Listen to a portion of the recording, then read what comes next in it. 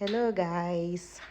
On today's episode of Juicing, I decided to take a shift from the metabolism boost juice that I usually do, and I decided to do some immune system boost like vitamin C system. So, on today, we have some cantaloupe, some oranges, some regular apples, not green apple, and some lemon, guys. So this is what we came out with today.